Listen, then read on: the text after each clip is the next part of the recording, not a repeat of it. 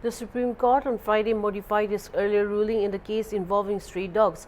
It has now directed authorities to release the canine picked up for sterilization and immunization. A bench comprising Justice Vikram Nath, Justice Sandeep Mehta and Justice N.V. Anjaria stated that the earlier order, which instructed the municipal authorities in Delhi to begin rounding up stray dogs from all areas, prioritizing vulnerable localities and to establish shelters, thereby prohibiting their re-release. In the new ruling, the bench clarified that the stray dogs should be released except those that were infected with rabies or exhibiting aggressive behavior. The court, they shall be dewormed, vaccinated, etc. and sent back to the same area. The order said, adding that no public feeding of dogs is allowed. The bench also reiterated some clauses in the August 11 order that stated that no individuals or organizations should obstruct the municipal authorities from picking up the dogs in terms of the ABC rules. The court also said it would transfer to itself the petitions filed in the High Court seeking the creation of Pan-India policy, thereby extending the scope of the matter beyond the Delhi NCR region. सबसे पहले हम welcome करते हैं supreme court का, ये बहुत ही अच्छा फैसला है और हम इसको 100% इम्प्लीमेंट करेंगे। जो डॉग लवर्स थे, जो एनजीओज थी, वो भी यही चाह रहे थे कि जो स्ट्रे डॉग्स को स्टेरिलाइज करके छोड़ दिया जाए और कॉर्पोरेशन ऑलरेडी वही करती थी। और साथ ही साथ जो फ्रीशियस और एग्रेसिव डॉग्स हैं जिनकी हैबिट हो चुकी है बाइटिंग की, उनको ट्रीट करना, उनको रखना, ये सभी चाहते हैं कि जनता को परेशानी नहीं होनी चाहिए। स्ट्रे डॉग्स तो हम सबको प्यारे हैं और हम सब डॉग लवर्स लोग हैं, तो बहुत अच्छा फैसला है और हम इसका वेलकम करते हैं। सर, इसी में साथ ही उन्होंने ये भी कहा है कि किसी भी कंडीशन में स्ट्रे डॉग्स को सड़क पे खाना नहीं खिलाया जाएगा। जो एमसीडी म्यूनिसिपल कॉर्पोरेशन एक स्पेसिफिक जगह डेडिकेट करेंगी स्ट्रे डॉग्स को खाना खिलाने के लिए।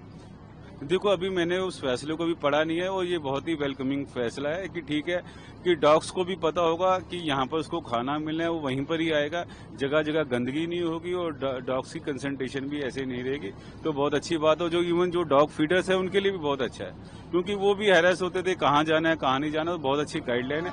एक बार फैसला पढ़ लेंगे तो उसके हिसाब से हम इम्प्लीमेंट करेंगे। Chief executive officer, mercy for animals India foundation.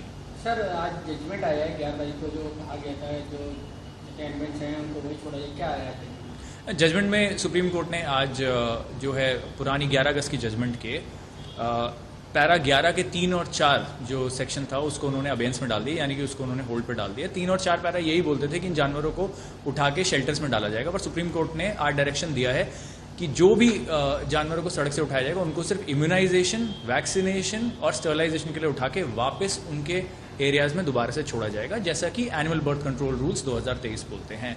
हालांकि सुप्रीम कोर्ट ने इसमें एक एक्सेप्शन रख दिया कि अगर कोई रेबीड डॉग है जिसको रेबीज हो चुका है, वो इसकी कैटेगरी से बाहर रखे जा रहे हैं, पर बाकी जितने भी स्ट्रीट डॉग्स हैं उनके ऊपर ये लॉ अब लागू होगा दोबारा से कि उनका स्टरलाइजेशन करके उन्हें वापस उनके एरिया में डाल दिया जाएगा as per animal birth control rules.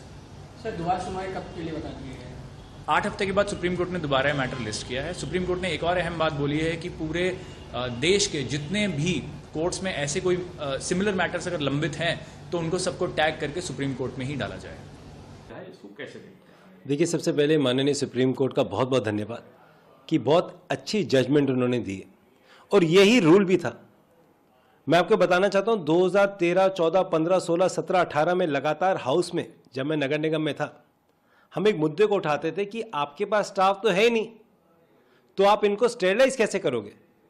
जिस आरडब्ल्यू की कंप्लेंट आ गई, जो पार्षद विधायक स्ट्रांग है तो इनका तो स्टेरिलाइजेशन हो जानी चाहिए थी।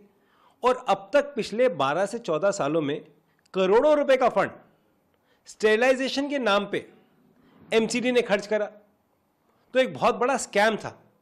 और जिस तरीके से हमारे एक्टिविस्ट, सोशल मीडिया पे लोग सामने बढ़ चढ़ के उन्होंने एक बात को रखा कि जिसको रेबीज है, जो एग्रेसिव है, उसको डेफिनेटली हटाना चाहिए, परंतु जो जीव किसी को कुछ नहीं कर रहा, आप उसको कहां उठा के लेकर जाओगे? क्या क्या प्लान है आपके पास में? अगर माननीय सुप्रीम कोर्ट इसमें इंटरसेप्ट अगर नहीं आते तो दिल्ली में तो इतने ज्यादा इश्यूज हो जाते। जिस तरीके से पिछले 14-15 दिनों में इन प्रोटेस्टर्स को पुलिस ने उठाकर पीटा, महिलाओं के साथ अत्याचार करा, मुझे लगता है इस तरीके से व्यवहार नहीं करना चाहिए था। और फिर से धन्यवाद सुप्रीम कोर्ट का कि उन्होंने एक बहुत अच्छी जजमेंट दी, परंतु एमसीडी को भी जो ये पानी के इंजेक्शन लगा के स्टेरिलाइज करते हैं उस पर भी एक जांच करनी चाहिए कि कितने करोड़ों रुपए का घपला इन मासूम कुत्तों के नाम पे इन अधिकारियों ने करा, उस पर भी बहुत स्ट्रांग एक्शन होना चाहिए।